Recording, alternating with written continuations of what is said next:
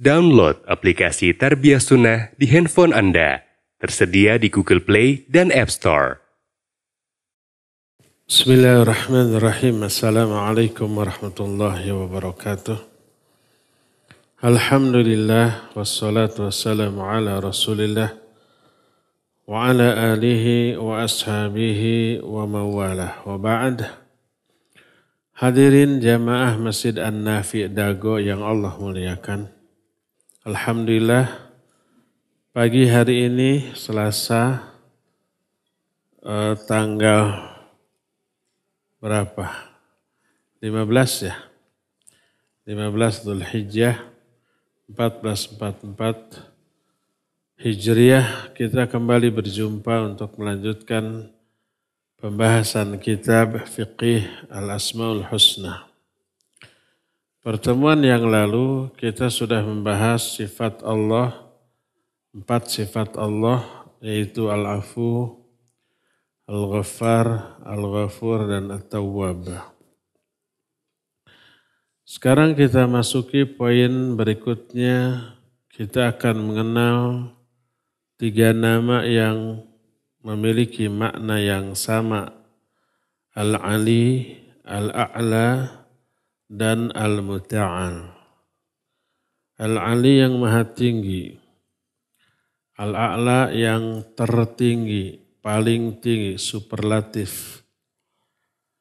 Al-Muta'al yang maha tinggi juga. 3 nama.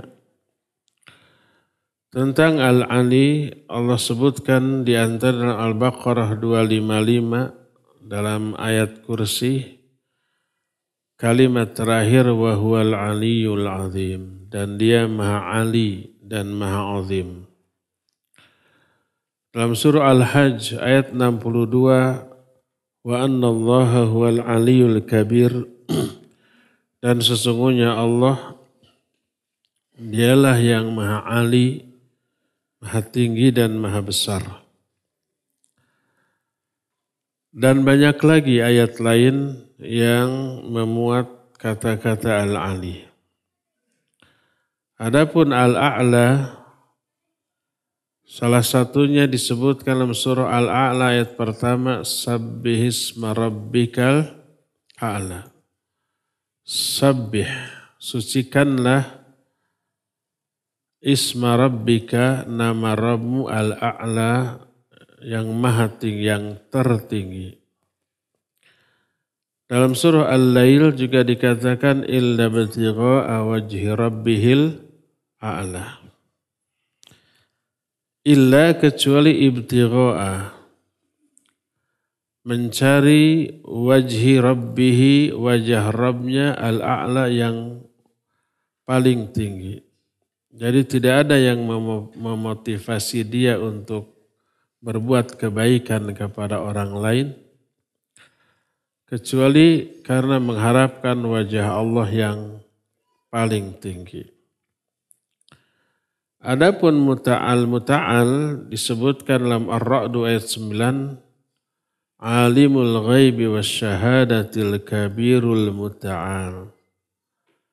Dialah yang mengetahui perkara yang gaib dan yang nyata, dan dia maha besar dan maha tinggi.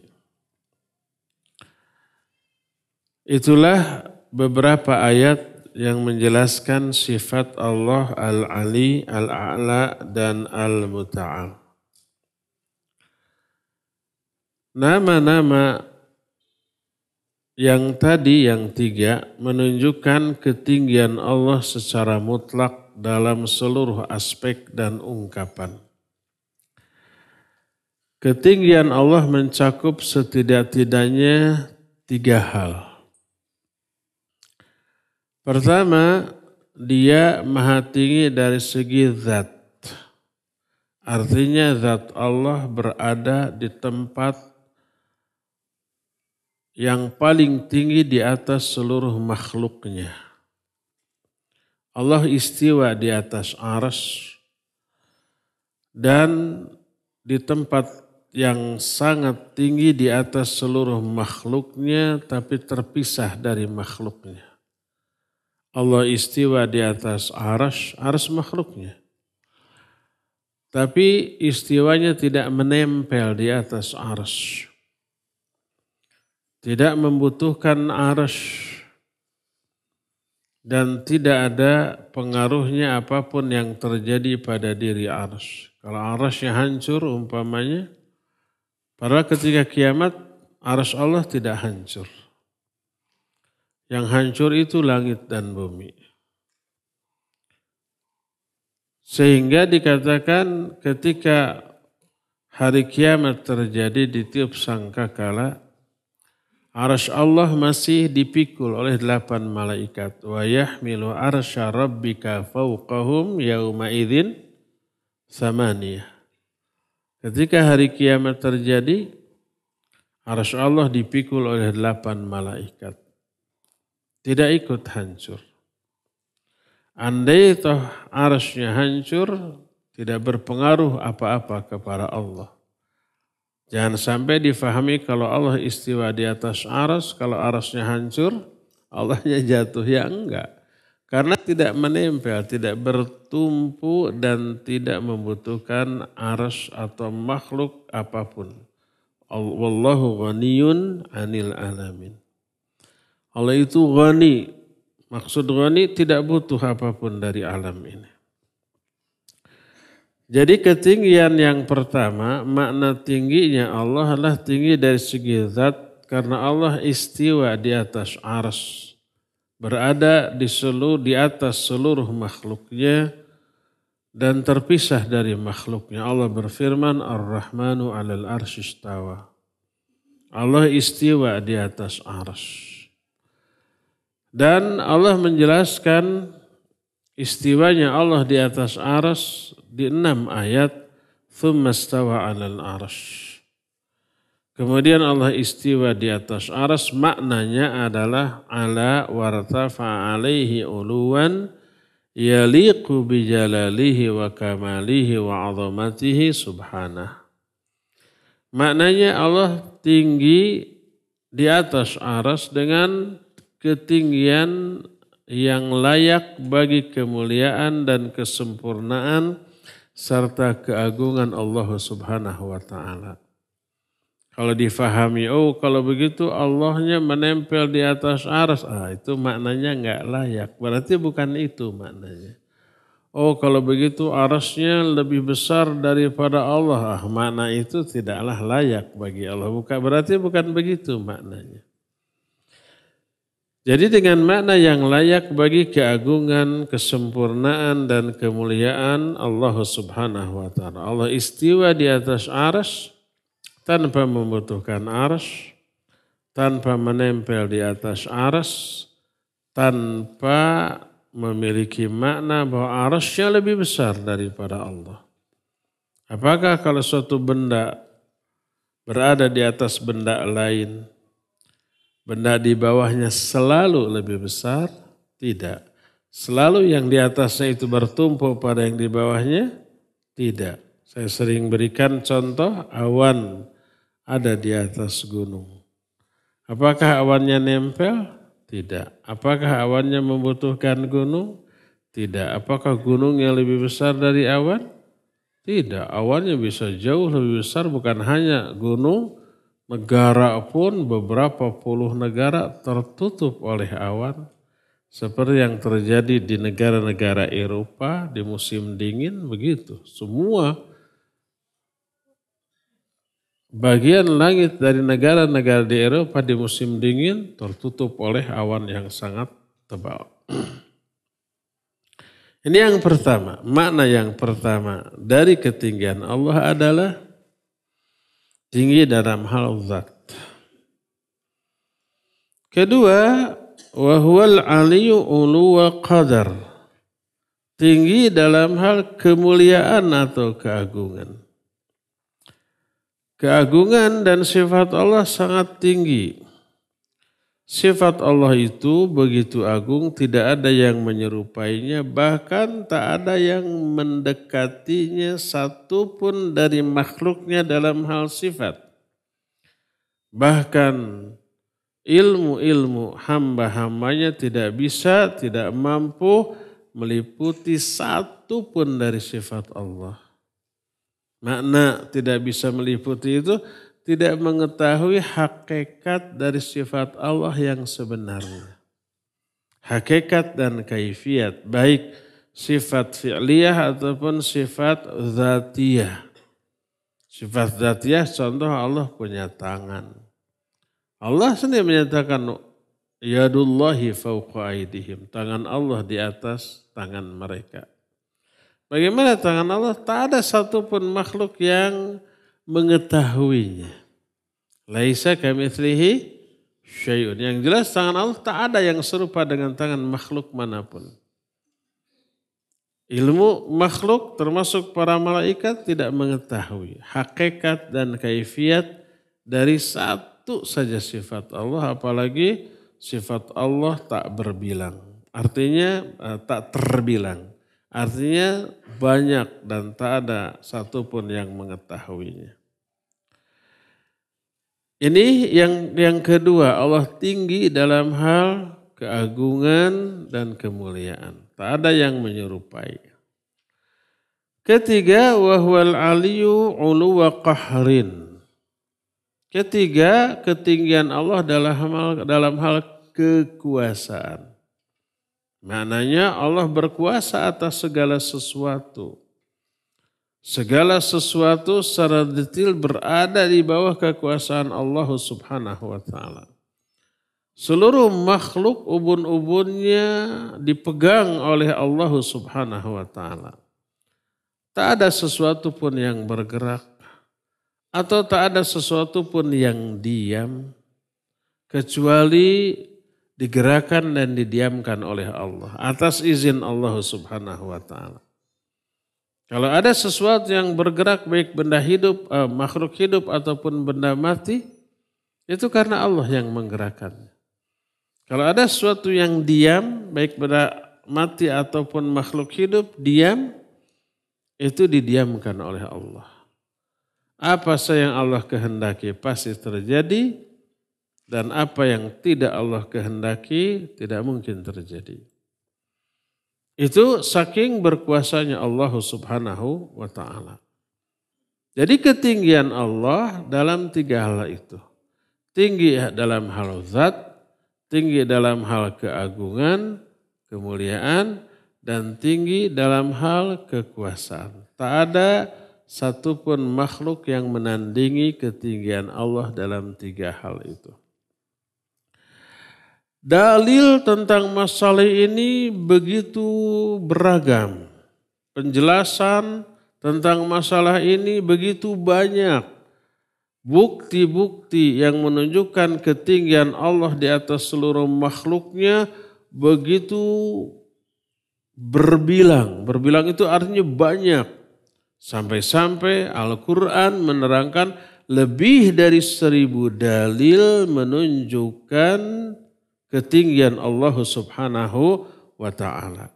Penjelasannya sebagai berikut. Pertama, penjelasan bahwa Allah di atas seluruh makhluknya. Di atas itu bahasa Arabnya fauqa. Lalu menjadi sifat-sifat fauqawiyah. Fauqawiyah itu keberadaannya di atas. Allah menyatakan dalam surah Al-An'am 18, wa huwal qahiru fauqa ibadih. Dan dia maha kuasa fauqa ibadih di atas seluruh hamba-hambanya. Hamba-hamba itu tidak hanya manusia, termasuk malaikat kan hamba Allah. Termasuk alam jagatera ini hamba Allah. Allah ada di atas dan semuanya takut. Semua yang ada di bawah Allah takut kepada Allah. Sebagaimana An-Nahl 50 menyatakan, yakhafuna rabbahum min fawqihim. Mereka semua takut kepada Rabb mereka, kepada Allah yang berada di atas mereka. Allah berada di atas seluruh makhluknya. Kalau berada di atas seluruh makhluknya, berarti apa? Berarti Allah berada di atas. Dan itulah yang menyebabkan Allah disifati dengan sifat Al-Ali, maha tinggi. Karena keberadaan Allah berada di atas seluruh makhluknya. Sa'ad bin Abi Waqqas radhiyallahu an menuturkan bahwa Sa'ad bin Mu'adz, sama-sama Sa'ad ini. Sa'ad bin Mu'adz pimpinan kaum Aus di Madinah. Di Madinah kan ada Aus dan Khazraj. Tokoh Aus salah satunya Sa'ad bin Mu'adz. Tokoh kelompok Aus ini membangun persekutuan kerjasama dengan kaum Yahudi Bani Quraidah. Dekat hubungannya. Ketika terjadi perdamaian antara Nabi dengan suku Bani Quraidah dari kalangan Yahudi, kalau umpamanya berperang harus bantu gitu. Ketika perang Ahzab terjadi, kan Nabi SAW bikin apa? Parit atau Khandaq ya, atas usulan Salman Al-Farisi. Digali Khandaq kecuali di daerah yang ditempati oleh Yahudi Bani Quraidah. Karena ada mereka akan menjaga di sana karena sekutu dengan Nabi SAW. Ternyata mereka khianat kan, musuh dibiarkan masuk ke sana. Setelah usai peperangan, Nabi SAW sudah meletakkan, menggantungkan pedang-pedang mereka, datang malaikat Jibril. Kalian sudah letakkan pedang-pedang, kami bangsa malaikat enggak. Tuh, ada perhitungan dengan Yahudi Bani Quraidah. Akhirnya diambil lagi, digeruduk tuh si Bani Quraidah. Mereka merasa salah memang. Akhirnya mereka siap dihukum, tapi mereka tidak ingin yang menghukumnya itu Nabi SAW. Harus ada pihak ketiga. Siapa pihak ketiga? Yahudi menunjuk Sa'ad bin Mu'adz, kepala suku Bani Aus. Karena dekat hubungannya, sebelum Islam datang mereka sudah bersekutu. Diharapkan karena sekutunya maka hukumannya enteng ringan. Tapi apa yang terjadi? Sa'ad bin Mu'adz menetapkan hukuman atas Bani Quraidah, setiap laki-lakinya yang sudah dewasa dibunuh. Setiap anak-anaknya yang belum dewasa dijadikan tawanan. Harta-hartanya dibagikan sebagai ghanimah. Ini hukuman yang luar biasa dahsyat. Mendengar hukuman yang ditetapkan oleh Sa'ad bin Mu'adz ini, lalu Nabi SAW mengomentari. Laqad hakamta fihim bihukmillah. Alladhi hakama bihi fawqa sab'a samawat. Kata Nabi kepada Sa'ad bin Mu'adz, kamu telah menetapkan hukum terhadap Bani Quraidah dengan hukum Allah yang Allah tetapkan hukuman tersebut di atas 7 langit. Allah berada di atas langit ke-7. Sesuai dengan ayat Aamintum man fis sama. Apakah kalian merasa aman terhadap Allah yang ada di langit, di atas langit? Hadis tersebut diriwayatkan Imam An-Nasai dalam kitab Al-Kubra, As-Sunanul Kubra, juga Imam Al-Bazzar dan Al-Hakim dan yang lain-lainnya. Dan hadis ini sanadnya hasan. Syekh Al-Albani memasukkan hadis ini ke dalam kitab Silsilah Al-Hadis As-Sahihah. Nah, penjelasan baik ayat ataupun hadis yang menyatakan Allah di atas seluruh makhluknya menunjukkan ketinggian Allah. Ini yang pertama. Kedua, penjelasan bahwa urusan yang dilaporkan oleh para malaikat dibawa naik ke atas. Malaikat itu diberikan tugas oleh Allah siang ataupun malam. Ada yang berjaga malam, ada yang berjaga siang, termasuk ada inna lillahi malaikatan sayyarah yabtaguna majalisad dzikr. Allah memiliki beberapa malaikat yang kerjanya muter-muter terus. Mencari majelis-majelis zikir. Ketika ada majelis zikir mereka saling memanggil, hayo ini yang kalian cari. Akhirnya mereka bertumpuk. Setelah usai mereka naik ke langit. Melaporkan ke Allah. Allah berfirman dalam surah As-Sajdah ayat 5. Yudabbirul amra minas samai ilal ard thumma ya'ruju ilaih. Malaikat itu mengatur urusan dari langit sampai ke bumi, setelah itu naik lagi ke Allah subhanahu wa ta'ala. Kalau naik berarti ke mana? Ke atas, menunjukkan Allahnya ada di atas. Dalam surah Al-Ma'arij ayat 34, minallahi dzil ma'arij ta'rujul malaikatu warruhu ilaih. Allah lah yang memiliki Dzil Ma'arij. Tangga-tangga untuk naik. Terus ta'rujul malaikatu warruhu ilaih. Para malaikat dan ruh di sini maksudnya malaikat Jibril naik kepada Allah Subhanahu wa taala untuk melaporkan apa yang menjadi tugas mereka. Ini yang kedua. Kalau malaikat naik ke atas menghadap Allah Azza wa Jalla berarti memang secara zat Allah ada di atas. Ketiga, selain malaikat ada lagi amal soleh, doa, zikir itu naik. Sampai kepada Allah Subhanahu wa ta'ala. Sebagaimana firman Allah dalam Fatir ayat 10, ilaihi yas'adul kalimut thayyib wal amalus sholihu yarfa'u. Kepada Allah lah naiklah ucapan-ucapan yang baik. Yang dimaksud ucapan yang baik itu zikir dan doa. Naik kepada Allah Subhanahu wa taala dan amal soleh juga naik. Al-kalimut thayyib maksudnya doa dan zikir. Makanya ada buku kumpulan doa dan zikir yang disusun oleh Syekhul Islam Ibn Taimiyah dan bukunya ini diberi judul Al-Kalimut Thayyib. Kalimat-kalimat yang baik. Maksudnya adalah doa-doa dan zikir-zikir. Dalam Sahihain, riwayat Bukhari dan Muslim dari Abu Hurairah radhiyallahu an.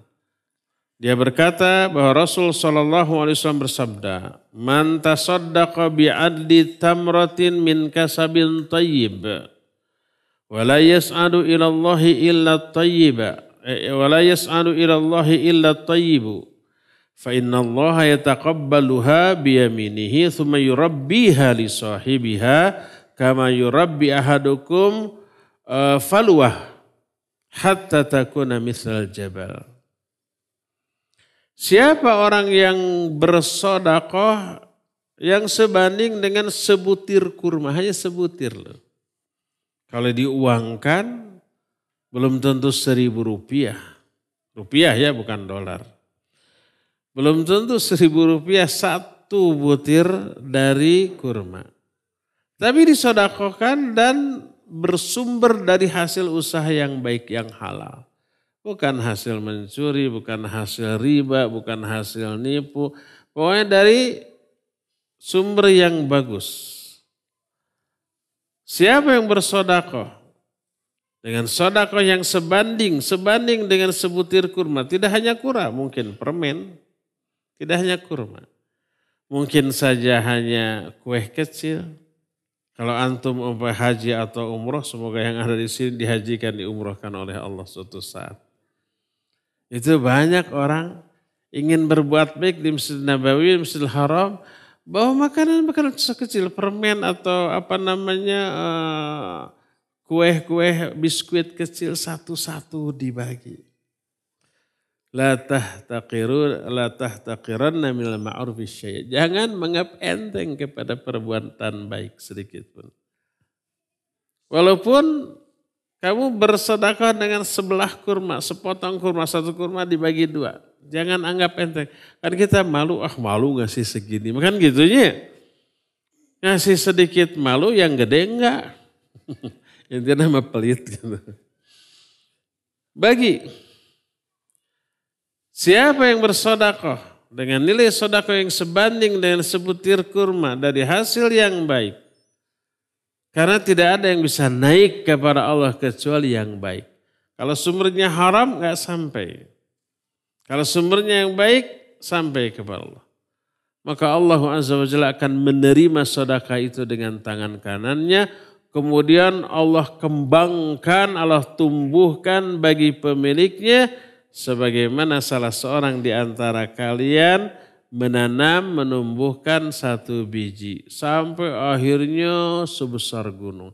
Satu biji kecil tumbuh menjadi pohon besar. Antum pohon besar yang umpamanya puluhan meter tingginya kan ada ya. Pohon-pohon kayu yang besar tingginya puluhan meter. Diameternya malah bisa sebesar rumah kan ada. Itu berasal dari satu benih kecil. Nah, sedekah yang sebutir kurma tadi Allah kembangkan menjadi seberat gunung, sebesar gunung. Dalam hadis ini ada kalimat wala yas'adu ilallahi illa thayyib. Tidak ada yang bisa naik kepada Allah kecuali yang baik-baik. Sedekah sekecil apapun asal sumbernya halal sampai kepada Allah. Sedekah besar miliaran tapi sumbernya haram ya enggak sampai kepada Allah Subhanahu wa taala. Nah, hadis tadi menunjukkan naiknya sedekah kepada Allah, menunjukkan Allah ada di atas. Ini yang ketiga. Ungkapan yang keempat adalah naiknya ditaikannya sebagian makhluk kepada Allah Subhanahu wa taala. Ada makhluk yang masih hidup, tidak dimatikan, tapi selama hidup oleh Allah diangkat naik ke langit. Salah satunya siapa? Nabi Isa alaihissalatu wassalam. Nabi Isa belum wafat? Iya, belum. Kapan wafatnya? Nanti turun lagi ke dunia, iya. Ayatnya jelas, gamblang, penjelasan para ulama tentang hal itu banyak. Hadis-hadis yang mutawatir banyak. Wajib diyakini. Masuk akal ataupun tidak ini nas loh. Kalau tidak masuk akal karena kelemahan akal kita, keterbatasan akal kita.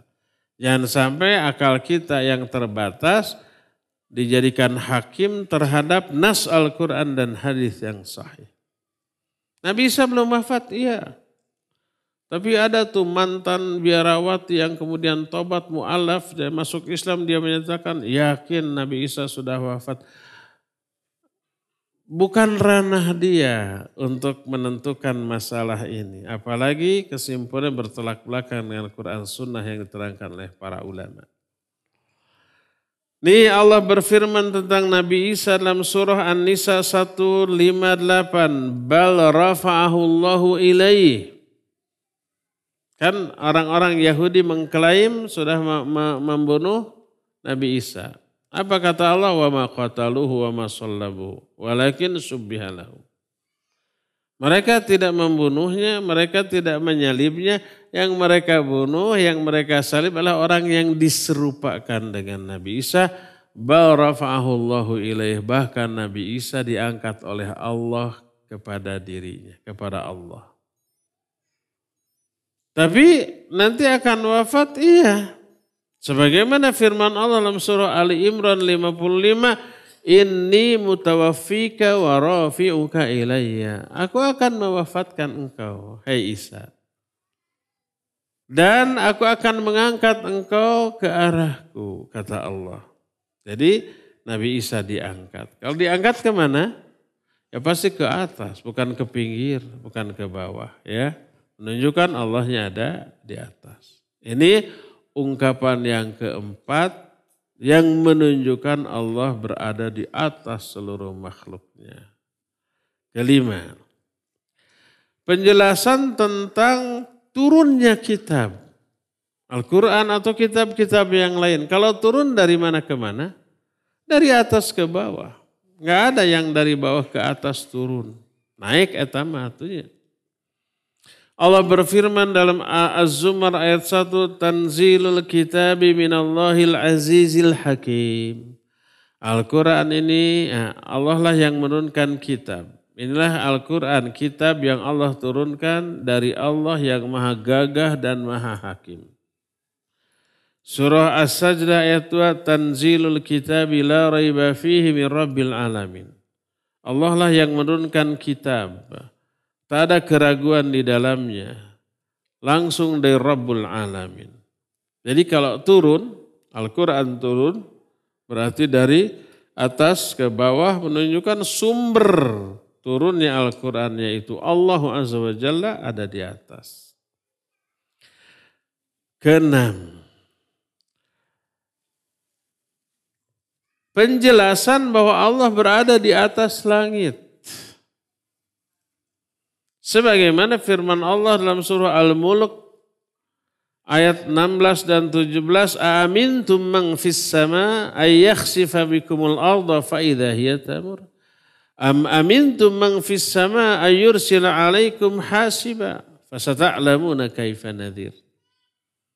Apakah kalian merasa aman terhadap Allah yang ada di langit, bahwa Allah akan ngalalapkeun kalian ke dalam tanah? Apa ngalalapkeun teh? Menenggelamkan mah di air. Membenamkan kalian ke dalam tanah. Ngabebeskeun. Apakah kalian merasa aman terhadap Allah yang ada di langit, bahwa Allah akan membebaskan kalian ke dalam, membenamkan kalian ke dalam tanah? Tapi kan tanahnya keras, masa bisa dibenamkan? Atuh dibuka heula, gempa, kemudian belah, masuk, menutup lagi, kan ada yang begitu ya? Ada yang pernah ke Palestina di sini? Di sana, di Yordania ada Petra. Itu jadi areal wisata ke sana. Itu kaum Ad, kaum Thamud yang membuat istana atau rumah-rumah di bebatuan yang dipahat gitu. Kemudian Allah amblaskan ke muka bumi. Si tanah terbelah. Masuk mereka. Sekarang belahan tanah itu sekarang jadi jalan. Ya kira-kira 10 meter atau lebih lah kira-kiranya. Masuk 2 mobil berselisihan juga tidak akan bersenggolan. Masuk. Itu kelihatan. Ini bekasnya. Jadi pas kita diset takut bruk ini lagi ya. Ada gempa lagi, bruk menyatu lagi, udah ke kubur kita. Nah seperti itu. Apakah kalian merasa aman terhadap Allah yang ada di langit? Bahwa Allah akan membenamkan kalian ke dalam tanah. Ayat berikutnya, apakah kalian merasa aman terhadap Allah yang ada di langit? Ayyursila alaikum hasiba. Bahwa Allah nanti akan mengirim angin topan yang menerbangkan kerikil-kerikil. Fasata'lamuna kaifa nadhir, lalu kalian akan mengetahui bagaimana datangnya peringatan Allah Subhanahu wa taala ini.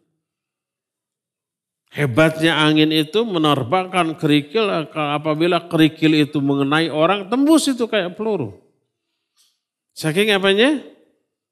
Kencengnya kekuatan angin dahsyat yang menerbangkan kerikil tersebut. Dalam 2 ayat ini menyatakan Allah ada di atas langit. Dalam Sahih Muslim, hadis Muawiyah bin Al-Hakam, seorang mu'allaf masuk Islam. Kemudian dia mau membebaskan salah satu hamba sahayanya. Tapi nggak tahu yang mana yang harus dibebaskan. Minta bantuan kepada Nabi SAW. Beliau datang kemudian nanya kepada seorang jariyah. Jariyah ini seorang hamba saya wanita. Ditanya, Aina Allah, di mana Allah? Hamba saya ini menjawab, fis sama, Allah ada di atas langit. Terus tanya, man ana, aku ini siapa? Dia menjawab, anta Rasulullah, engkau utusan Allah. Kata Nabi SAW, a'tikha fa innaha mu'minah. Bebaskan dia, karena dia seorang mu'minah. Hadis ini ada dalam kitab Sahih Muslim, hadisnya nomor 537 dengan sanad yang sahih. Sebagaimana dalam kitab Sahih Muslim. Nah, salah satu isi dari akidah hamba saya yang disaksikan keimanannya oleh Nabi SAW adalah keyakinan Allah di atas langit. Bebaskan dia karena dia mukminah. Dalam hadis yang diriwayatkan oleh Imam At-Tirmidzi, juga Imam Abu Daud, Imam Ahmad, Imam Al-Hakim dalam kitab Al-Mustadrak. Al-Hakim menyatakan hadis sahih berdasarkan syarat Bukhari dan Muslim. Dari Abdullah bin Amr radhiyallahu an, dia berkata, bersabda Rasul sallallahu alaihi wasallam, "Ar-rahimuna yarhamuhumur rahman. Irhamu man fil arad yarhamukum man fis sama." Ini yang disebut al-jaza'u min jinsil amal. Balasan akan disesuaikan dengan jenis perbuatan. Orang-orang yang nyaahan, dedehan, karunyaan kabatur, orang yang empati, orang yang menyayangi, penyayang aja ke orang, orang itu akan disayangi, dikasihani oleh yang maha penyayang. Siapa yang maha penyayang? Allah subhanahu wa ta'ala. Al-jaza'u min jinsil amal. Maka kalau kita ingin disayangi, dicintai oleh Allah, jadilah kita seorang penyayang dan pencinta. Sayangi sesama muslim. Ikhwan ataupun akhwat, tapi bedakan sayangnya antara ke ikhwan ke akhwat. Nah, kata Allah, irhamu man fil ard yarhamukum man fis sama. Sayangi oleh kalian. Semua yang ada di muka bumi, kalian akan disayangi oleh Allah yang ada di langit. Jadi hadis ini secara gamblang menyatakan ketinggian Allah berada di atas langit. Dan inilah yang menjadi penyebab Allah disifati dengan sifat Al-Ali. Ungkapan yang ketujuh. Penjelasan yang menyatakan diangkatnya kedua tangan kepada Allah ketika berdoa. Mintanya kepada Allah yang ada di atas. Sebagaimana hadis riwayat Imam At-Tirmidzi dari Salman Al-Farisi radhiyallahu an, dia berkata bahwa Rasul alaihi salatu wasallam bersabda, "Innallaha hayyun karimun yastahi idza rafa'a ar-rajulu ilaihi yadayhi ay yaruddahuma sifran khaibatain." Sesungguhnya Allah Maha Pemalu dan Maha Karim. Karim itu dermawan, berehan gitu. Tukang tutulung kanu butuh tatalang, kanu susah tukang meremaweh kamanusa. Karim namanya, dermawan. Allah itu Maha Pemalu dan Maha Karim, Maha Dermawan. Allah malu apabila ada seseorang berdoa kepada Allah dengan mengangkat kedua tangannya, lalu oleh Allah ditolak, tidak diberikan permintaannya. Malu Allah. Makanya kalau berdoa angkatlah tangan. Imam Ibnu Qayyim rahimahullah dalam kitab Ad-Da' wad-Dawa menyatakan bahwa mengangkat kedua tangan ketika berdoa termasuk salah satu faktor pendukung dikabulkannya doa. Walaupun tidak setiap doa harus angkat tangan. Ada doa-doa yang disunnahkannya tidak angkat tangan. Seperti ba'da sholat fardu, ya disyariatkan berdoa tapi tidak angkat tangan. Seperti berdoa ketika khutbah Jumat, ya disunahkannya tidak mengangkat tangan karena Nabi SAW juga tidak mengangkat tangan dalam hal itu. Tapi dalam doa-doa yang umum silakan angkat tangan. Allah malu kalau kita sudah doa sampai mengangkat tangan terus ditolak, Allah malu. Maka pasti Allah akan kabulkan. Nah, ini mendukung dalil bahwa keberadaan Allah di atas. Makanya kita menengadah begini.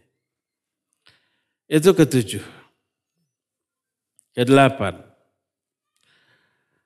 Ada isyarat dengan telunjuk yang diungkapkan oleh Nabi SAW yang menunjukkan Allah berada di atas langit. Sebagaimana Nabi SAW suatu saat khutbah di hadapan manusia. Salah satu isi khutbahnya beliau menyatakan wa antum tus'aluna anni fama antum qailun. Kalian ini nanti akan ditanya tentang aku. Maka bagaimana jawaban kalian? Kalau kelak di akhirat ditanya tentang aku, tentang Nabi SAW. Qalu para sahabat menjawab, nashhadu annaka qad ballagta wa addaita wa nasahta. Kami akan bersaksi bahwa engkau telah menyampaikan risalah, telah menunaikan amanah dan telah memberikan nasihat kepada kami. Faqala bi usbu'ihi sababah, maka Nabi berisyarat dengan telunjuknya ke atas langit. Yarfa'uha ila sama. Beliau menunjukkan dan mengarahkan telunjuknya ke atas langit. Lalu berkata Allahumma syad, Allahumma syad. Thalatha marrat. Ya Allah saksikan, ya Allah saksikan.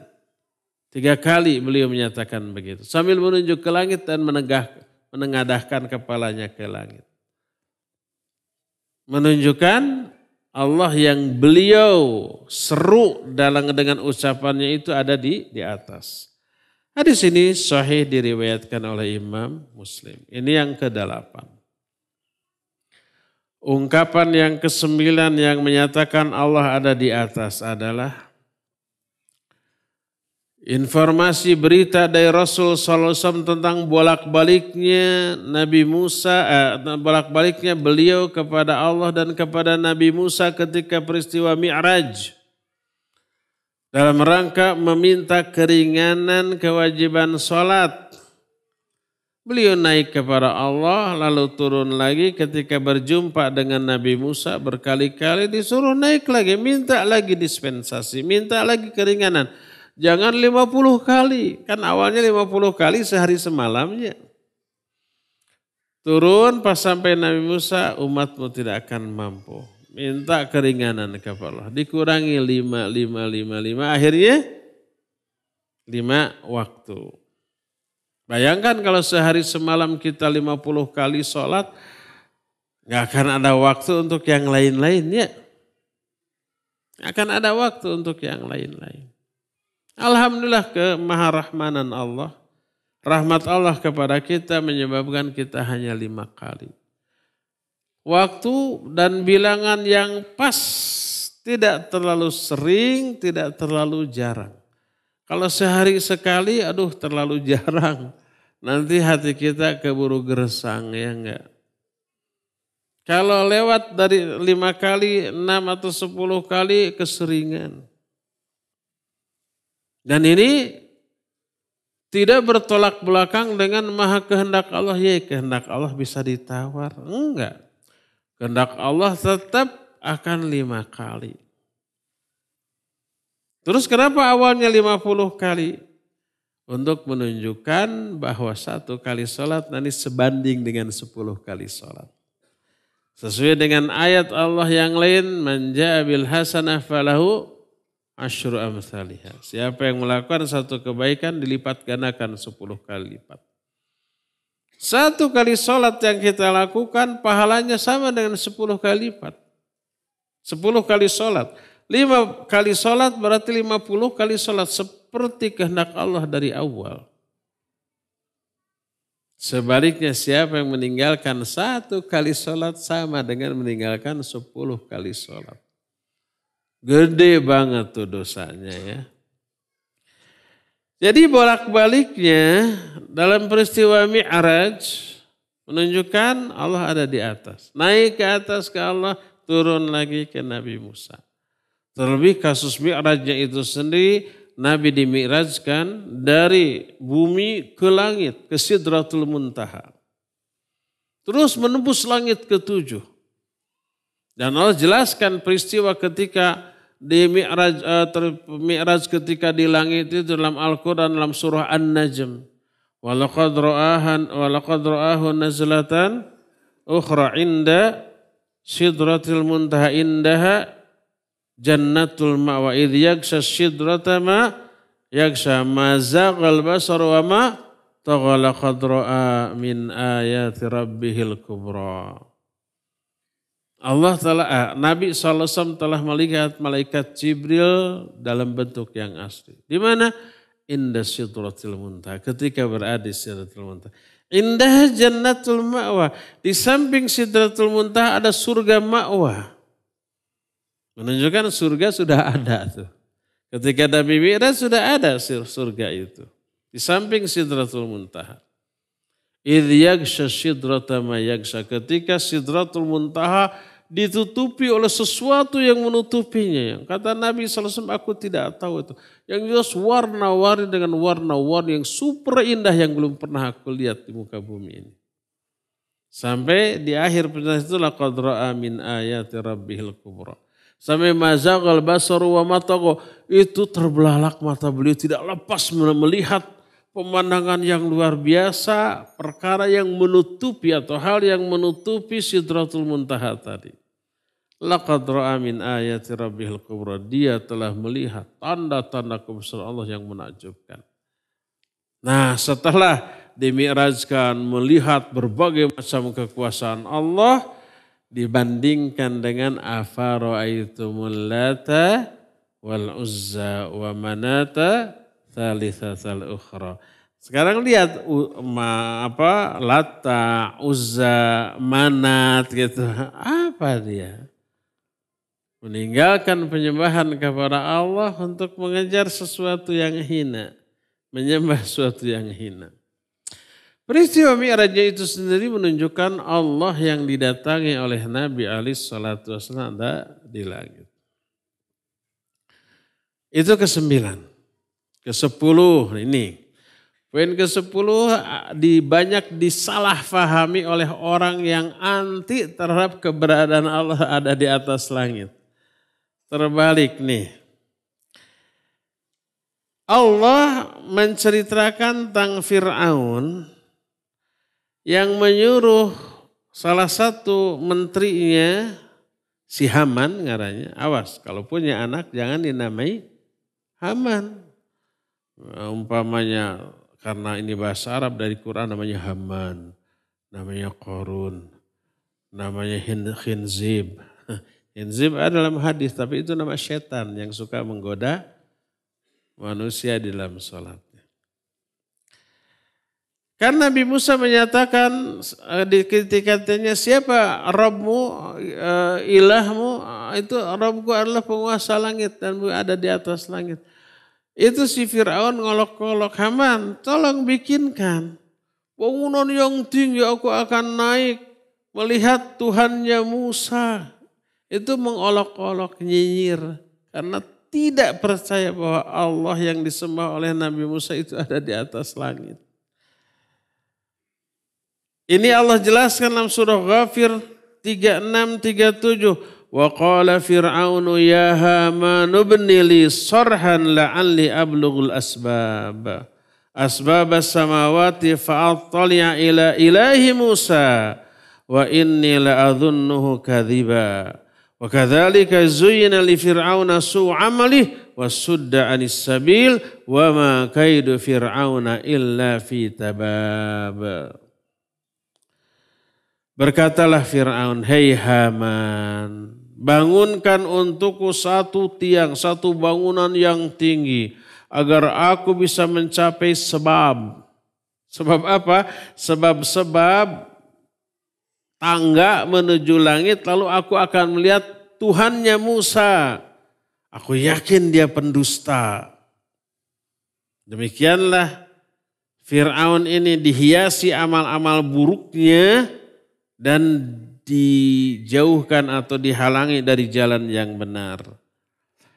Nah, maknanya kata para ulama, ini terangkan oleh Imam Ibnu Jarir At-Tabari dalam kitab tafsirnya, Tafsir At-Tabari.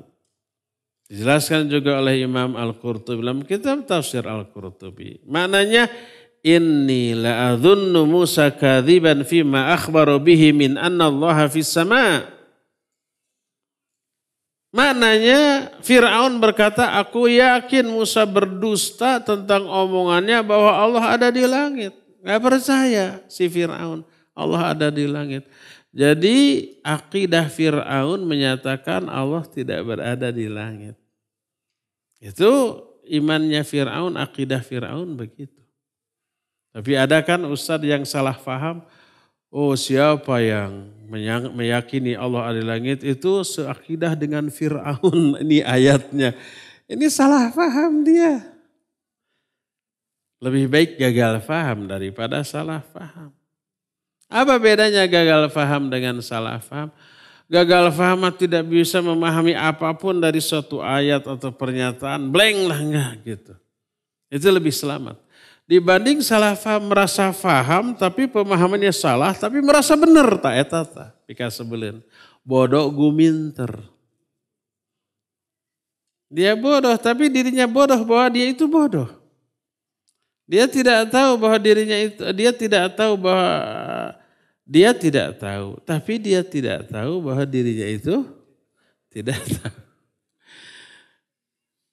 Dia salah, tapi dia salah bahwa dirinya itu salah. Merasa benar. Jadi siapa yang meyakini Allah ada di langit itu seakidah sama Fir'aun. Terbalik dia. Nih lihat penjelasan para ulama. Berkata Fir'aun, aku yakin Musa berdusta dengan mengatakan Allah ada di atas langit.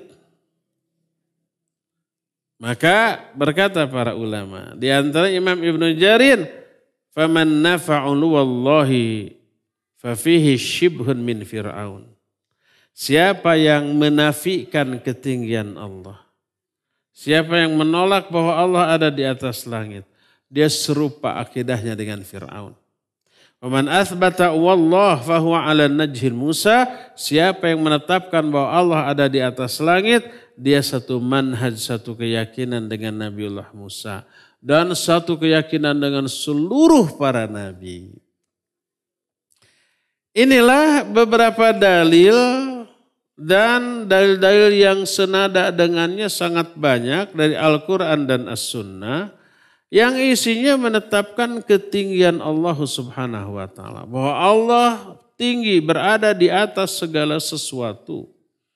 Tidak ada sesuatu pun di atas Allah. Bahkan dia berada di atas arsy yang sangat mulia. Sebagaimana Allah nyatakan hal itu di dalam kitabnya Ar-Rahmanu 'alal arsy istawa. Dan ini pun diberitahukan oleh Rasul Sallallahu Alaihi Wasallam dan ini perkara yang diyakini dan disepakati oleh seluruh ulama salaf maupun khalaf dan imam-imam kaum muslimin.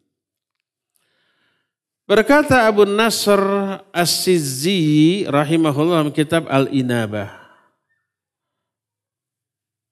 Kata beliau, wa immatuna Sufyan Ats-Tsauri wa Malik bin Anas wa Sufyan bin Uyainah wa Hammad bin Salama wa Hammad bin Zaid wa Abdullah bin Mubarak wa Fudail bin Iyad wa Ahmad bin Hanbal wa Ishaq bin Rawahai muttafiquna ala anna Allah subhanahu bi dzatihi fawqal arsy wa anna ilmuhu bi kulli makan.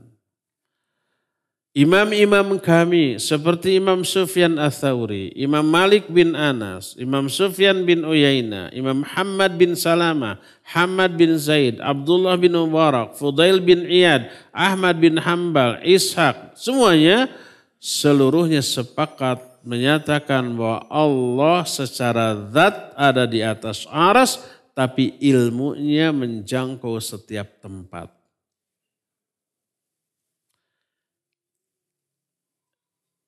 Ini pun dikutip oleh Syekhul Islam Ibn Taimiyah dalam kitab Al-Majmu'nya. Iman kepada ketinggian Allah di atas seluruh makhluknya membuahkan sikap pengagungan hamba kepada Allah, merendahnya hamba di hadapan Allah, pasrahnya hamba di hadapan Allah, juga menyebabkan hamba ini mensucikan Allah dari segala kekurangan dan aib, mengakibatkan mereka ikhlas dalam beribadah kepada Allah, jauh sekali dari mengambil tandingan dan tandingan serta syarikat bagi Allah. Dalam Al-Hajj ayat 62 juga surah Luqman dengan nada yang sama, dengan kalimat yang sama, dzalika bi annallaha huwal haqq wa anna ma yad'una min dunihi huwal batil wa annallaha huwal aliyyul kabir. Yang demikian itu disebabkan karena Allah lah satu-satu sembahan yang hak, dan apa yang mereka sembah selain Allah adalah batil, dan Allah maha tinggi dan maha kabir. Surah Saba 22-23 menyatakan, Qulil ulladzina za'amtum min dunillah la yamlikuna mithqala dzarratin fis samawati wala fil ard wa ma lahum fihima min syirkin wa ma lahu minhum min dhahir wa la tanfa'u syafa'atu 'indah illa liman adina lah hatta idza fuzzi'a an qulubihim qalu madza qala rabbukum qalul haqq wa huwal aliyyul kabir. Katakan oleh Muhammad, serulah berhala-berhala yang kalian sembah selain Allah. Mereka itu tidak memiliki kekuasaan walaupun sekecil debu, baik di langit ataupun di bumi. Mereka pun tidak memiliki andil dalam penciptaan langit dan bumi. Dan mereka pun tidak memiliki penolong. Tidak ada manfaatnya syafaat di sisi Allah kecuali bagi orang-orang yang Allah izinkan. Sehingga apabila Allah telah menghilangkan atau mencabut rasa takut dari hati-hati para malaikat. Ini yang menjadi asbabun nuzul ayat ini, ketika Allah berfirman menyampaikan wahyu, para malaikat itu takut sampai saking takutnya pingsan mereka. Mereka ngedepruk tenaun. Jatuh tersujud sambil terdengar bumi gemerincing seperti gemerincingnya besi yang dijatuhkan ke dalam batu yang keras. Lalu mereka pingsan. Setelah mereka siuman, masih diliputi rasa takut hatta idza fuzi'a an qulubihim. Sehingga ketika Allah mencabut rasa takut dari hati mereka, qalu mereka para malaikat ini berkata, "Madza qala rabbukum?" Apa yang dikatakan oleh Rabb kalian? Ini pertanyaan para malaikat kepada malaikat yang ada di atasnya. Langit pertama, ke kedua, ketiga, terus sampai ke-7. Kalau dijawab al-haq, yang dikatakan oleh Allah adalah kebenaran. Wa huwal aliyul kabir, dan dia maha tinggi dan maha besar. Ya. Inilah ikhwah penjelasan tentang salah satu di antara sifat Allah subhanahu wa ta'ala, al-ali dan al-a'la serta al-muta'al. Ya, cukup sampai di sini. Dan kita masih punya sisa waktu untuk bertanya jawab. Wa sallallahu ala nabiyina Muhammadin wa ala alihi wa ashabihi wassalam. Sebelum saya bertanya, sebelum antum bertanya, saya dulu yang akan bertanya. Tapi kalau saya bertanya lain. Karena baiknya saya. Siapa yang mau jawab? Dikasih buku terjemahan kitab yang kita bahas. Dengan judul Ensiklopedia Asmaul Husna. Ya. Saya cuma punya 2, jangan berebut. 1 ikhwan, 1 akhwat. Ikhwan yang akan saya beri hanya ikhwan yang mau menjawab. Akhwat yang saya akan beri mengukur ahwat nu siap ditarosan. Ikhwan dulu, siapa? Ada mic? Namanya siapa? Ibnu Ustaz. Ibnu Ustaz. Ibnu. Taib, Ibnu. Sebutkan cakupan dari maha tingginya Allah. Maha tinggi dalam hal apa saja?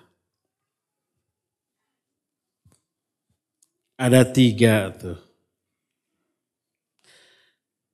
Sebut 3-tiganya. Pertama tinggi dalam hal Zatnya Ustaz. Pertama. maknanya Allah maha tinggi di atas segala makhluknya. iya Allah berada di atas seluruh makhluknya. Kedua,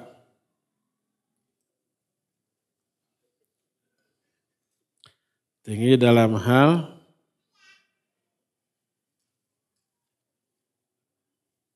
Kemuliaannya Ustaz. apa? Kemuliaannya. Tinggi dalam hal kemuliaannya. Ketiga,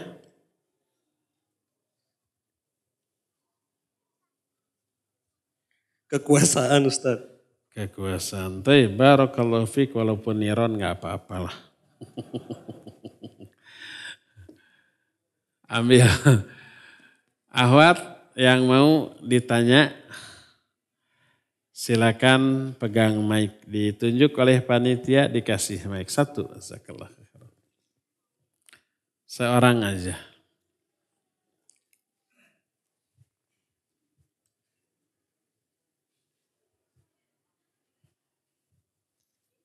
Ada Ustadz. Siap? Bismillah. Ya. Iya. Taib. Pertanyaan untuk akhwat. Harus lebih susah ini.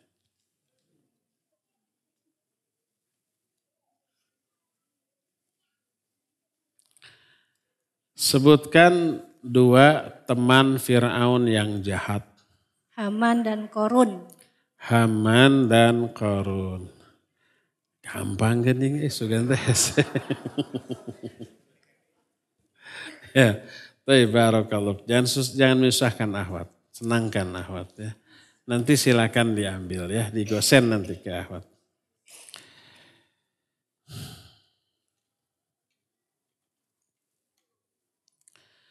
Ustaz ingin bertanya mengenai kifarat yang dikenakan kepada orang yang bersumpah palsu. Disebutkan dalam Al-Maidah 8:9. Bagaimana apabila pelaku sumpah palsu tersebut tidak mampu menjalankan kifarat dan tidak mampu berpuasa, apakah kifarat tersebut wajib dilakukan dan bagaimana caranya bila tidak mampu, bagaimana tobatnya? Bukan sumpah palsu, sumpahnya benar. Menyebut demi Allah, tapi tidak dilakukan. Umpamanya, demi Allah besok saya akan saum. Ternyata tidak. Berarti melanggar sumpahnya. Wajib bayar kifaratnya. Kita besok jumpa ya di Al-Ukhwah hari Kamis, bukan besok, lusa ya. Karena di Al-Ukhwah ada kajian jam 9. Meraih maghfirah Allah jilid kedua apa ketiga? Ketiga ya. Kan sudah 2 kali. Sekarang besok yang ketiga. Yang diedarkan tuh salah jilid kedua. Kalau sudah jilid ketiga lelet aja tuh akhwat. Iya saya benar datang, benar demi Allah saya akan datang. Ternyata enggak datang. Berarti melanggar sumpahnya, maka bayar kifaratnya. Apa kifaratnya? Memberi makan 10 orang fakir miskin atau memberi pakaian. Kalau mampu. Sebelum itu membebaskan budak, tapi kan budak tidak ada ya. Budak bukan anak, bukan. Nah, anak, ibu telah melanggar sumpah, kamu bebas sekarang ke anaknya. Bukan, itu bukan budak. Kalau tidak mampu bayar kifarat, saum 3 hari berturut-turut. Tidak mampu apa tidak mau, meren tidak mau ya. Nah, kecuali kalau ada uzur umpama punya penyakit mah kronis yang tidak boleh saum. Oke, ya. Itu yang dimaksud kifaratul aiman. bukan sumpah palsu. Kalau sumpah palsu mah begini umpamanya. Kemarin saya tidak saum. Ditanya, kamu kemarin saum? Enggak, saum. Masa demi Allah saya saum. Nah, itu sumpah palsu. Maka kalau sumpah palsu dosa besar dan tidak ada kifarat sumpah. Karena bukan melanggar sumpah. Tapi bersumpah untuk sebuah kebohongan. Harus dibedakan antara bersumpah untuk sebuah kebohongan dengan melanggar sumpah. Kalau melanggar sumpah adalah sumpah untuk sebuah amalan di masa yang akan datang. Demi Allah besok saya akan ternyata tidak, maka bayar sumpahnya. Kifarat dari sumpahnya bayar. Baik sengaja atau tidak, sebab ada orang bersumpah isinya keburukan. Saking kesalnya, besok kalau saya ketemu dia demi Allah akan saya gampar. Saking kesalnya. Itu buruk ya. Pas ketemu gampar jangan. Batalkan sumpahnya tapi bayar kifaratnya. Kadang-kadang melanggar sumpahnya adalah wajib. Kalau isi sumpahnya keburukan. Seperti tadi kalau demi Allah kalau saya ketemu dia saya gampar. Demi Allah saya nggak akan ngomong-ngomong lagi ke dia. Nggak boleh, ngomonglah. Tapi sudah sumpah, bayar kifarat sumpahnya. Kan ada orang yang saking bencinya, saking keselnya, demi Allah saya yang akan nyapa dia lagi. Nggak boleh tidak menyapa sama muslim untuk urusan dunia atau pribadi. Sapa dia, tapi bayar kifaratnya. Adapun sumpah palsu terhadap yang sudah lalu, kebohongan. Kemarin saum. Wah masa nggak pernah, demi Allah saya saum, padahal enggak. Itu sumpah palsu. Kalau sumpah palsu tidak ada kifarat tapi wajib dia tobat. Nah sekarang anggap saja orang itu sudah sumpah untuk masa yang akan datang tidak dilaksanakan. Dia tidak mampu membebaskan budak karena budaknya tidak ada. Can boga budak. Kedua tidak mampu membeli 10 fakir miskin. Memberi makan 10 fakir miskin. Tidak mampu. Saum juga oleh dokter tidak boleh, punya mahkronis umpamanya. Maka gimana yang harus dilakukan ya sudah tobat saja ya. La yukallifullahu nafsan illa wus'aha.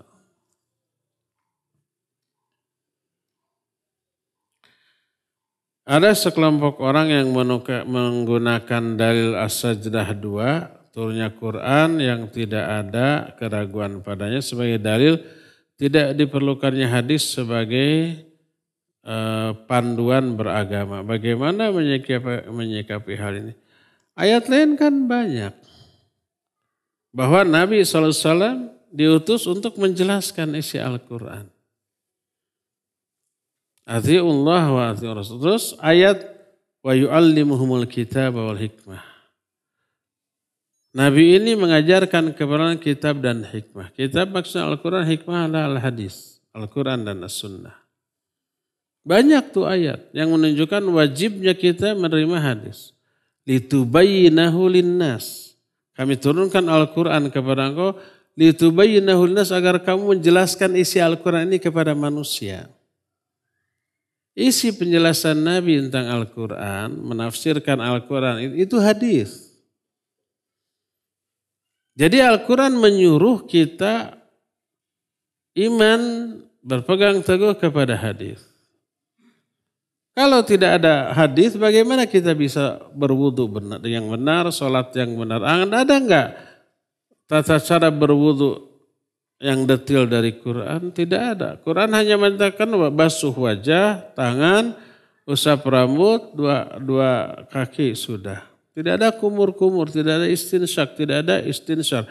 Tidak ada berapa kali. Nggak ada. Hadis yang menerangkan. Aqimu sholat dirikan oleh musallat. Bagaimana cara sholat? Nggak ada dalam Al-Quran. Waktunya, jumlah rakaatnya, gerakannya, bacaannya nggak ada. Tanpa hadis gimana bisa sholat? Jadi wajib kita hadis. Ini ayat bahwa kami turunkan Al-Quran, tangzil kitab. la raiba fihi min rabbil alamin. Ini hanya salah satu dalil. Bahwa Quran itu diturunkan dari Allah dari atas ke bumi. Ya, itu bukan satu-satunya dalil. Dalil lain ayat itu kan banyak. Ayat lain menjelaskan Nabi wajib menjelaskan isi Al-Quran. Penjelasan Nabi tentang isi Al-Quran itulah hadis. Maka Imam Syafi'i ketika menerangkan hadis Nabi utitul Quran wa ma'ahu mislahu, aku telah diberi Al-Quran dan hal lain yang semisal dengan Al-Quran. Kata Imam Syafi'i maksudnya hadis. Karena hadis juga wahyu semisal dengan Al-Quran. Wa ma yantiqu anil hawa in huwa illa wahyuha. Jadi siapa yang tidak percaya dan mengambil hadis berarti tidak percaya kepada Quran. Karena Quran menyuruh kita percaya dan mengambil kepada hadis Nabi SAW.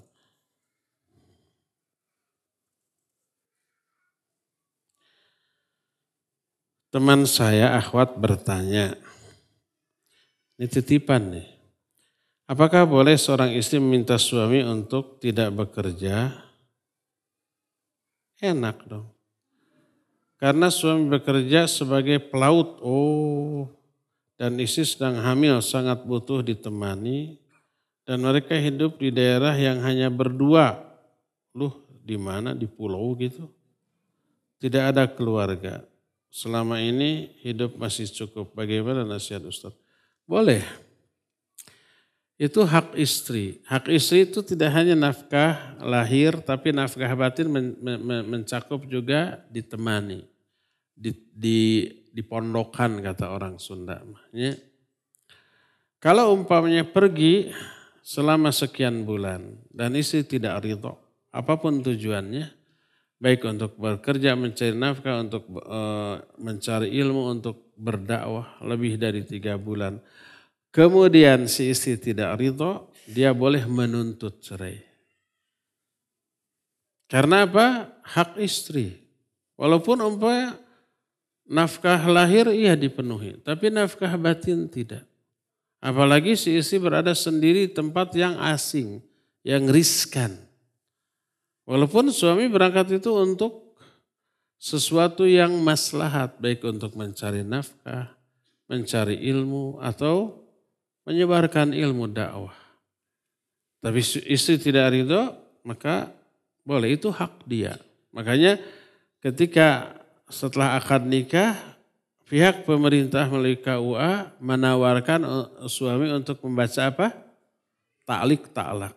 Salah satu isinya adalah bila saya pergi sekian bulan, ya, dan istri tidak ridho, lalu datang ke pengadilan agama menuntut cerai, jatuhlah talak saya 1. Karena kebutuhan pokok istri tidak terpenuhi dengan hal itu. Kecuali kalau istri itu mangga, ya silakan mau setahun 2 tahun mau tidak pulang lagi mangga, asal nafkahnya. Sebab saya pernah ada pertanyaan dari ikhwan orang Indonesia tapi sedang belajar di Eropa sana. Dari S1. Ustaz, istri saya malah senang kalau saya tidak pulang. Asal setiap bulan di ini.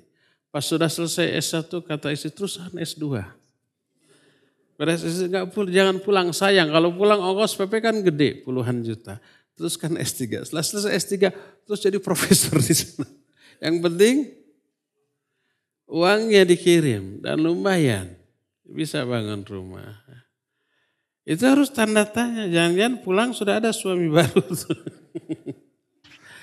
Nah seperti itu. Jadi boleh-boleh saja ya meminta agar suami tidak meninggalkannya. Selama stok nafkah untuk sekian bulan atau sekian tahun cukup atau suruh bekerja tanpa harus meninggalkan rumah. Bisa berdagang, bisa berbisnis dan yang sejenisnya. Termasuk salah satunya umpamanya dikhawatirkan sebagai pelaut atau apalagi bekerja di kapal pesiar. Saya belum pernah masuk kapal pesiar. Tapi ada ikhwan yang pernah kerja di sana, wah isinya, naudzubillah, ya maksiat terus. Di sana ada mabuk-mabukan, ada perjudian, ada perzinahan, ada segala macam. Si pelautnya itu menjadi pelayan, tolong ambilkan minuman, ambil minuman keras, kena dosanya. Tolong panggilkan umpamanya bookingkan seorang perempuan yang ada di sana, dibookingkan dapat fee. Dari sini dapat, dari sana. Haram semua hasilnya. Dan tak mustahil dia terjerumus juga. Ya. Oleh karena itulah berisiko. Ada ikhwan yang curhat, gimana hukumnya di kapal pesiar. Saya nggak tahu gimana. Dia ceritakan. Oh haram. Berhenti total. Haram nggak? Haram. Penghasilannya gimana? Sama haram. Innallaha idza harrama syai'an harrama thamana. Allah kalau mengharamkan sesuatu, haram juga keuntungan dari sesuatu itu. Judi haram, keuntungan dari judi haram. Ya, umpamanya termasuk mencuri, riba, itu pekerjaan haram, hasilnya haram. Nah termasuk pekerjaan mengantar-ngantarkan minuman keras untuk mabok, haram, hasilnya juga haram, tidak boleh. Alhamdulillah ikhwan ini menurut ya. Dan Allah beri ganti yang jauh lebih baik dari segala segi.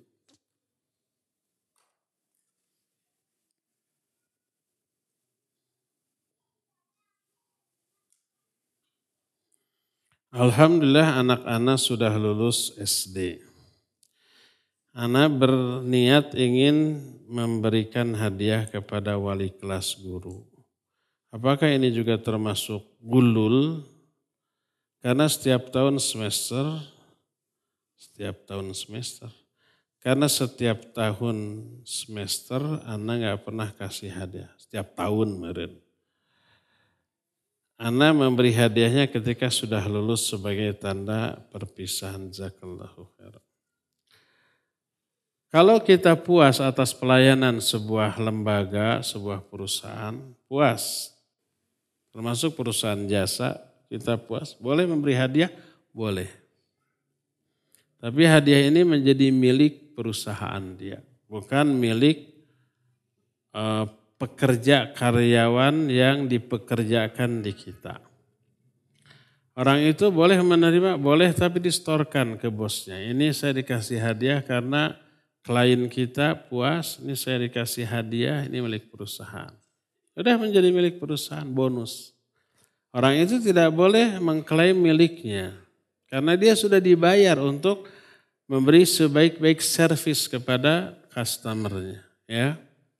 Kalau kata bos ya kita terima saja dan ini bonus untuk dikembalikan boleh. Jadi milik dia. Termasuk guru-guru, wali kelas, staf di sebuah sekolah. Mereka ngajar bagus memang dibayar untuk itu. Mereka memuaskan siswa dan para orang tua memang mereka dibayar untuk itu. Sudah digaji setiap bulan. Bukan untuk tidur di kelas. Tapi untuk membuat anak didiknya berprestasi. Setelah itu puas, ngasih bonus, itu milik sekolah. Setorkan ke kepala sekolah atau ownernya, atau siapapun yang berwenang, nanti dikelola, ya, digabung, dibagi rata lagi boleh. Sebab kalau setiap wali kelas dapat, nanti ada yang dapat banyak, ada yang nggak dapat sama sekali. Itu menimbulkan kecemburuan. Jadi boleh nggak orang tuanya memberikan? Boleh, tapi ke kepala sekolah. Terima kasih anak saya sudah dididik dengan baik, saya puas, ini hadiah. Boleh nanti ya diambil oleh kepala sekolah, bukan ke si wali kelasnya.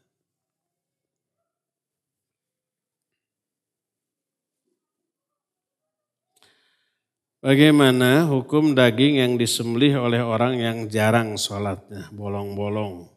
Atau tidak sholat sama sekali, apakah daging sembelihnya haram? Kalau daging nggak perlu disembelih, tinggal dimasak aja.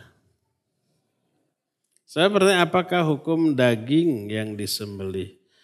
Daging nggak perlu disembelih, sudah jadi daging. Kalau kambing, ayam, sapi, nah itu. Maksudnya kadinya kan salah kalimat, salah bahasa itu budak teh. Tergantung. Ini mau halal mau haram. Wani piro. Maksudnya tergantung pendapat orang yang menghukumi orang yang meninggalkan sholat. Syekh Al-Utsaimin menyatakan orang tidak sholat kufur. Walaupun dia masih meyakini kewajiban sholatnya. Dalilnya banyak yang pernah kita bahas. Tapi jumhur ulama menyatakan dirinci kalau dia tidak sholat karena mengingkari kewajiban sholatnya dia kufur. Bukan muslim. Dia kafir. Kafirnya kafir apa? Bukan kafir ahlul kitab. Bukan. Maka sembelihannya haram. Tidak boleh. Tapi kalau dia tidak sholat karena hawa nafsu, dia masih meyakini kewajiban sholat. Dia merasa berdosa, tapi karena sudah terbiasa, dosa pun sudah tidak dianggap. Tapi dia ke anaknya, sholat kamu, jangan kayak bapak. Gitunya menunjukkan masih meyakini kewajiban sholatnya. Dia masih muslim, tapi muslim yang berdosa besar. Sebagai muslim dia tetap memiliki hak-hak sebagaimana muslim pada umumnya. Kalau umpah bertemu salamnya dijawab. Kalau dia sakit tetap harus ditengok. Dan kalau dia mati tetap dia disolatkan, dikuburkan di kuburan kaum muslimin, dimintakan ampunan. Bahkan yang kayak begitu lebih layak untuk dimintakan ampunan. Karena dosanya kegedean. Minimal bisa mengurangi azab. Nah, itu lebih butuh daripada orang soleh. Nabi Muhammad SAW, para sahabat, para ulama, orang-orang soleh, didoakan atau tidak didoakan oleh kita, mereka pasti ke surganya. Tapi tetap dimintakan ampunan ya tetap. Apalagi yang ini. Makanya Nabi SAW menyatakan, inna syafa'ati li ahlil kabairi min ummati. Syafaatku diperuntukkan bagi orang-orang yang berdosa besar di kalangan umatku. Itu yang butuh syafaat. Orang soleh mah tidak dapat syafaat Nabi juga pasti selamat dari azab. Tapi orang yang berdosa besar kalau nggak dapat syafaat bisa kena azab yang dahsyat. Nah jadi kalau orang tersebut tidak sholatnya karena hawa nafsu. Apalagi dia masih sholat tapi suka bolong-bolong. Pasti masih meyakini kewajiban sholatnya, sembelihannya halal. Selama dia menyebut nama Allah ketika menyembelihnya ya. Dan boleh dimakan? Boleh.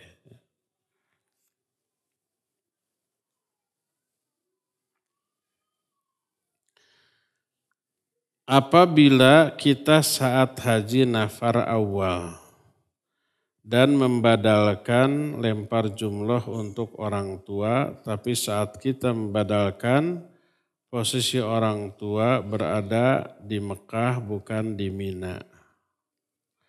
Apakah perlu membayar dam sedangkan ada info harus bayar dam dan tidak? Ini sudah terjadi di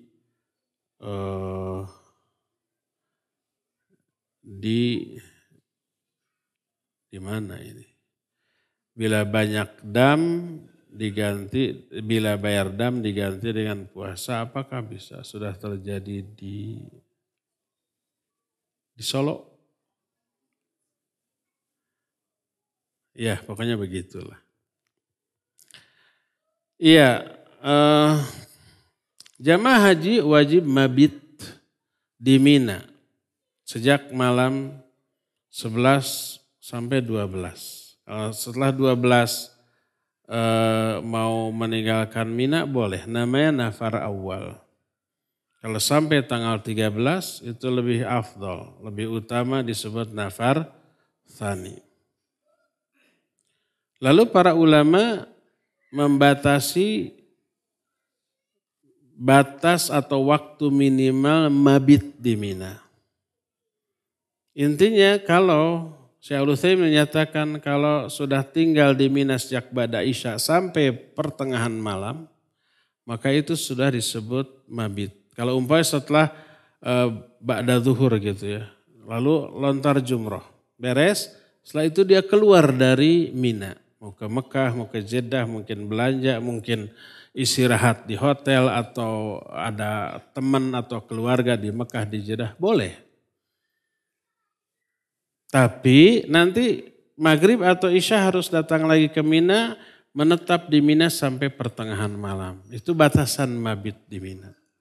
Setelah pertengahan malam dia keluar lagi umpamanya tidur di hotel. Hotelnya di luar Mina. Sampai zuhur. Boleh? Boleh. Zuhur ke Mina lagi, jumroh lagi. Dan tidak ada dam di sana. Ya. Jadi yang wajib dilakukan di Mina selain jumroh adalah mabit dan batasan waktu maghrib adalah sejak dari maghrib sampai pertengahan malam. Setelah pertengahan malam dia boleh keluar. Dan ada yang begitu, jadi kelas-kelas VIP sudah memboking hotel di luar Mina. Jadi begitu tengah malam langsung mereka surak ke hotel. Tibra subuh, kemudian sholat, tibra lagi sampai zuhur. Nah pada zuhur baru keluar lalu jumroh. Kadang-kadang jumrohnya tidak pada zuhur, kepanasan. Lagi pula macet. Pada asar lah biar agak sore, pertama agak teduh, yang kedua mabit di Minanya tidak terlalu lama. Jadi beres jumroh, asar maghrib ke tenda, sudah disediakan tenda. Sudah istirahat sampai tengah malam, ngobrol atau apa dulu, makan-makan, bakar sate, meren. Ya. Setelah tengah malam ke hotel lagi. Itu boleh? Boleh. Yang penting mabit. Ya, mabit di Mina. Pertanyaannya apa tadi teh?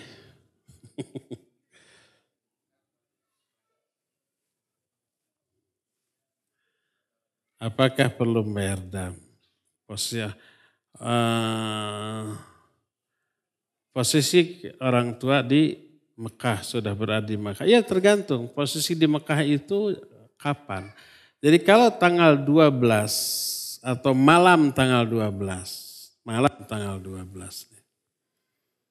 sampai tengah malam sudah lewat, baru ke Mekah ya, baru ke Mekah nih. Terus nanti jumrohnya dibadalkan boleh. Yang penting mabitnya dan jumrohnya dibatalkan. Tapi kalau dari tanggal 11 dia sudah ke Mekah, walaupun jumrohnya dibadalkan, tapi ada kewajiban mabitnya yang tidak ditunaikan.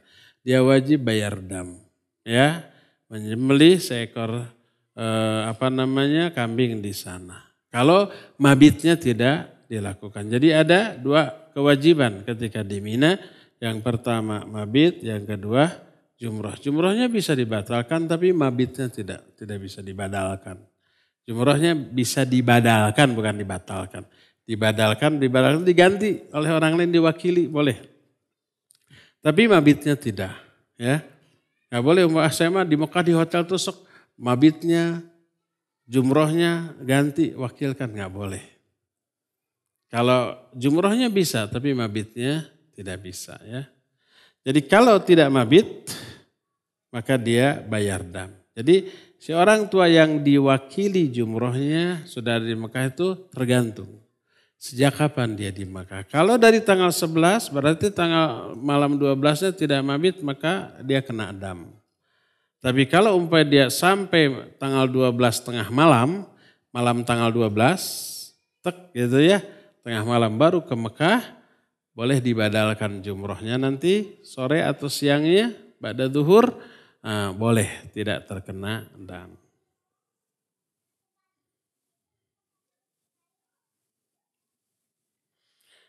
Bagaimana tanggapan Ustadz tentang orang yang menikah dengan seseorang?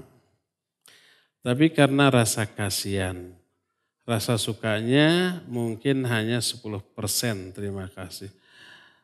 Kalau ijab kabulnya memenuhi rukun syarat sah, mau bogoh mau hentenya. Pokoknya mah ijab, Fulan bin Fulan saya nikahkan kamu ke putri saya namanya Fulan dengan mahar 1 ons emas dianjuk umpamanya. Ya terima saya nikah dengan Fulanah binti Fulan dengan mahar seperti yang tadi disebutkan. Dia tidak berani dianjuk lagi karena malu. Seperti yang disebutkan. Sah, sudah. Mau bogoh, mau tidak. Walaupun rasa sukanya 10% lumayan. Masih ada. Walaupun 0% tidak ada, itu sah. Selanjutnya bagaimana? Selanjutnya agar rumah tangganya harmonis, maka munculkan rasa suka. Bagaimana caranya agar disukai oleh pasangan? Tunjukkan kemuliaan akhlak. Asal lembut, asal perhatian, asal akhlaknya mulia, ramah, selalu riang ceria. Ya, mau gelis, mau goreng patut, insya Allah itu menenteramkan suami. Ya, jadi kegoreng patutannya tercover oleh kesolehahannya. Ini mah sudah goreng patut, pikas sebelen. Itu bahaya ya, nggak masalah. Jadi dia sah saja. Nanti kalau sudah begitu rasa suka, rasa cinta itu muncul kemudian setelah lama berinteraksi, setelah mengenal karakter baiknya, kemuliaan akhlaknya, kelemah lembutannya, perhatian, itu pasti akan muncul rasa suka ya, insya Allah. Cukup ya, sampai di sini saja, sudah lebih dari waktu yang ditetapkan. Insya Allah kita jumpa kembali hari Selasa yang akan datang. Subhanakallahum bihamdik, asyhadu an la ilaha illa anta, astaghfiruka wa atubu ilaik, walhamdulillahi rabbil alamin, wassalamualaikum warahmatullahi wabarakatuh.